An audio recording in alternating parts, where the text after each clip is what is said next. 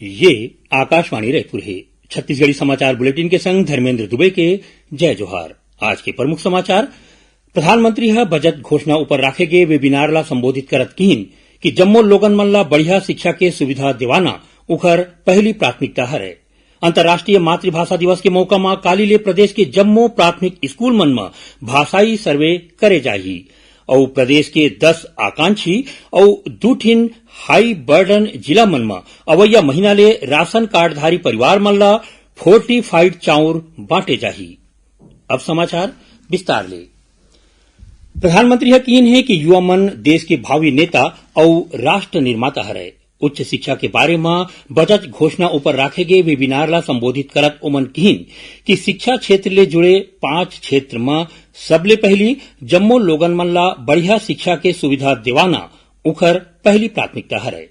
अंतर्राष्ट्रीय मातृभाषा दिवस के शुभकामना देवत प्रधानमंत्री कीन कि मातृभाषा लइका मन के मानसिक विकास ले जुड़े होथे। अंतर्राष्ट्रीय मातृभाषा दिवस के मौका में काली ले प्रदेश के जम्मो प्राथमिक स्कूल मन में भाषाई सर्वे करे जाही। एमा स्कूली लइका मन डहार ले घर में बोले जाए भाषा के जानबा ले जाही। इस सर्वे के काम प्राथमिक स्कूल के प्रधान पाठक के अगुवाई में करे जाही। समग्र शिक्षा के महाप्रबंधक नरेंद्र दुग्गा बताइन कि राष्ट्रीय शिक्षा नीति के तहत देश के जम्मो राज्य मन ला भाषा के बारे में सर्वे करे बर कहे गे हे। ओमन बताइन कि यह सर्वेक्षण ले छत्तीसगढ़ के प्राथमिक स्कूल मन में आने आने भाषा के बारे में आंकड़ा ले जाही और एकर फायदा लइका मन ला मिलही। ए बेरा प्रदेश में लइका मन हा छत्तीसगढ़ी, दोरली, हल्बी, भतरी, धुरवी, गोंडी, कुडुख, सरगुजिया और माड़िया के संगे संग आने प्रदेश के भाषा में लिखे पुस्तक ला घलो पढ़त हे। उन्हें लइका मन हा बने ढंग ले किस्सा कहानी सुन सके एखर बर प्राथमिक स्कूल मन में काली ले कहानी उत्सव घलो मनाया जाही। प्रदेश में कोरोना संक्रमण के मामला हा सरलग कमती होवत हे। ए बेरा प्रदेश के पॉजिटिविटी दर 1.42% हवे। काली प्रदेश में 14,429 सैंपल के जांच करे गिस, जेमा 205 मनखे मन कोरोना संक्रमित पाए गिस। ए बेरा 3,404 मरीज मन के इलाज प्रदेश के अस्पताल या होम आइसोलेशन में चलत हे। वहीं प्रदेश में कोरोना ले बचाव बर टीकाकरण अभियान घलो जोर शोर ले चलत हे। प्रदेश में अब तक 3,74,63,000 ले ज्यादा टीका लगाए जा चुके हैं। प्रदेश में ज्यादा खतरा वाले गर्भवती माई लोगिन मन के जानबा ले के संगे संग उखर बने इलाज और सावधानी के बारे में स्वास्थ्य विभाग दिशा निर्देश जारी करे है। उन्हें जम्मो जिला कलेक्टर और मुख्य चिकित्सा स्वास्थ्य अधिकारी मन ला मिल के काम करे बर कहे हवे।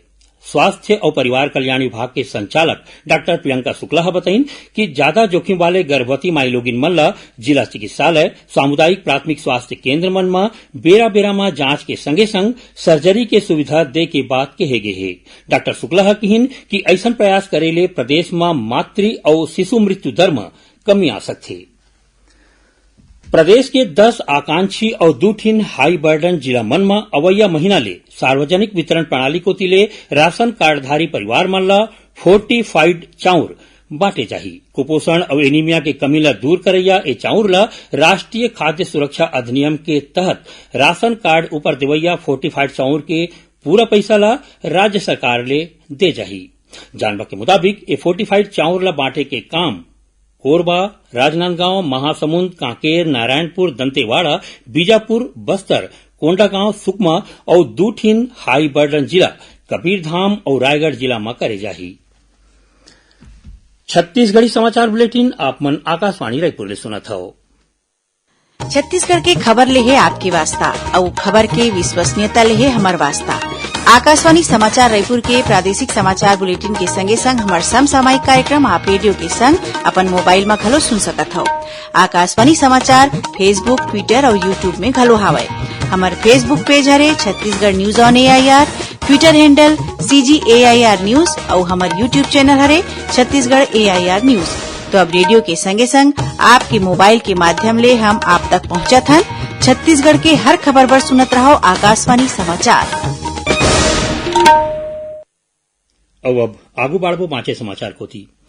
आजादी के अमृत महोत्सव में आकाशवाणी समाचार डहर ले राष्ट्रीय स्तर में आयोजित करे जात प्रश्नोत्तरी के तहत आज के प्रश्न है ओडिशा के 12 साल के ऐसन स्वतंत्रता सेनानी के नाम बतावाओ जौन ह अपन डोंगा में पुलिस और सैनिक बल मन ला बैठाए बर ले जाए के मना कर दे रहीन और सैनिक मन के आय के बारे में गांव के लोगन मन ला बता के अपन जान गंवा दिन।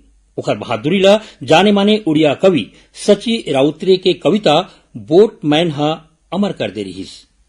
श्रोता मन ह अपन उत्तर व्हाट्सएप नंबर 8826546262 या ईमेल आईडी amritmahotsav@prasarbharati.gov.in में भेज सकथे।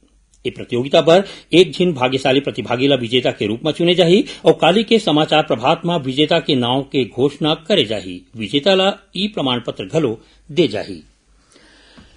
रायगढ़ तहसील ऑफिस में पाछू दिन हुए कथित झड़प के घटना के बाद रायगढ़ तहसीलदार सुनील कुमार अग्रवाल ला धर्मजयगढ़ और धर्मजयगढ़ के तहसीलदार भोज कुमार डहरिया ला रायगढ़ के तहसीलदार बनाए गए हैं। जानबा के मुताबिक पाछू दिन तहसील कार्यालय में तहसीलदार के संगे संग राजस्व विभाग के कर्मचारी और वकील मन के बीच मारपीट की घटना हो रही, जेकर बाद दोनों पक्ष के खिलाफ एफआईआर दर्ज कराए के संगे संग धरना प्रदर्शन घलो शुरू हो गई रही। एती भाजपा कार्यकर्ता मन ह वकील मन के आंदोलन ला समर्थन दे हवे। जांजगीर चांपा जिला के जयजयपुर में शासकीय कन्या उच्चतर माध्यमिक विद्यालय ला बंद करके ओ जगह में स्वामी आत्मानंद अंग्रेजी माध्यम स्कूल खोले और वहां के शिक्षक मन के तबादला ला दूसर स्कूल में करे जाए के मामला ला लेके आज छात्रा मन ह रैली निकाल के जिला प्रशासन ला ज्ञापन सौंपिन। पढ़इया छात्रा मन ह 23 फरवरी के धरना प्रदर्शन करे के चेतावनी घलो दे हवे। आजादी के अमृत महोत्सव के तहत प्रादेशिक लोक संपर्क कार्यालय डहारले मुंगेली जिला के पथरिया में ए बेरा मल्टीमीडिया चित्र प्रदर्शनी चलत है। चित्र प्रदर्शनी के दूसर दिन काली पेंटिंग, खो खो, फुगड़ी के संगे संग आने प्रतियोगिता हुई। चित्र प्रदर्शनी में लइका मन ह पेंटिंग के माध्यम ले शहीद मन के फोटो ला बने ढंगले बनावत हैं। विभागीय अधिकारी शैलेश फाय ह बताइन कि युवा मन में फिटनेस ला बढ़ावा दे बर एमन ला इहे के खेलकूद ऊपर रुचि देवाए जात है। ए दौरान ओमन केंद्र सरकार डहार ले खिलाड़ी मन ला दे जात सुविधा के बारे में जानबा दिन। सुकमा जिला के दोरनापाल में सीआरपीएफ के 74वां बटालियन डहार ले सिविक एक्शन के कार्यक्रम राखेगी। ए दौरान गांव के लोगन मन ला पुसवाड़ा में बिजली नहीं होए के बाद बटालियन के अधिकारी मन ला किहिन, जेकर बाद सीआरपीएफ कमांडेंट के पहल के बाद गोडेलगुड़ा गांव में सोलर लाइट लगाएगी।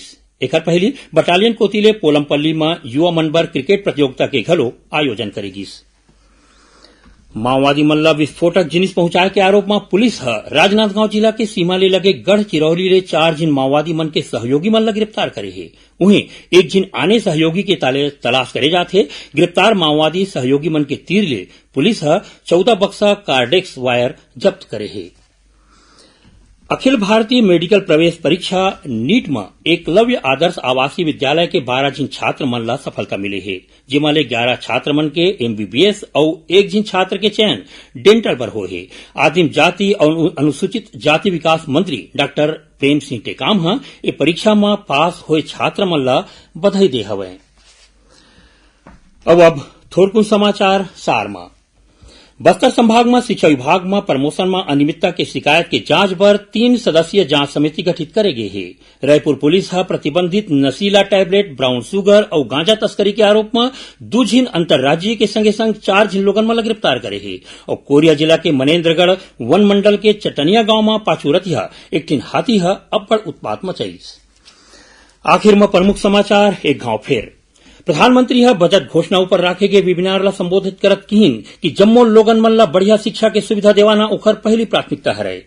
अंतर्राष्ट्रीय मातृभाषा दिवस के मौका में काली ले प्रदेश के जम्मो प्राथमिक स्कूल मन में भाषाई सर्वे करे जाही और प्रदेश के 10 आकांक्षी और 2 ठिन हाई बर्डन जिला मन में अवैया महीना ले राशन कार्डधारी परिवार मन ला फोर्टिफाइड चावल बांटे जाही। एक संग छत्तीसगढ़ी समाचार बुलेटिन इहे सिरावत है। जय जोहार।